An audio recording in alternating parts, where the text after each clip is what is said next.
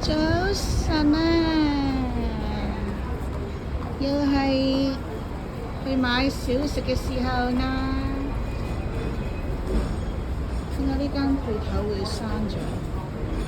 哦，currently under renovation。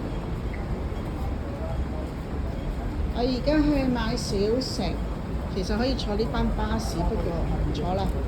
我決定錄下video 俾大家睇。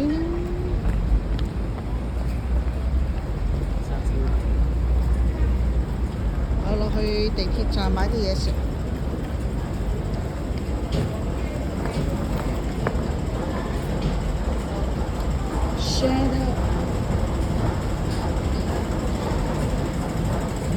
有冇人留意我近排緊呢個愛情故事啊？遲啲有對白㗎。阿妮妮呢，佢會係有一日去坐輕鐵，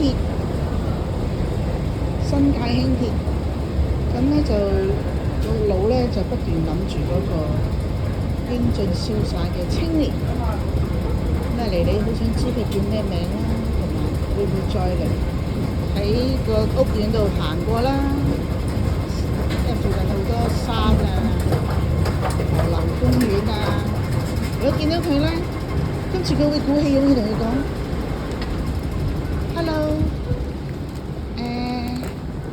請問你好多原因？請問你乜嘢咧？呢條街點去？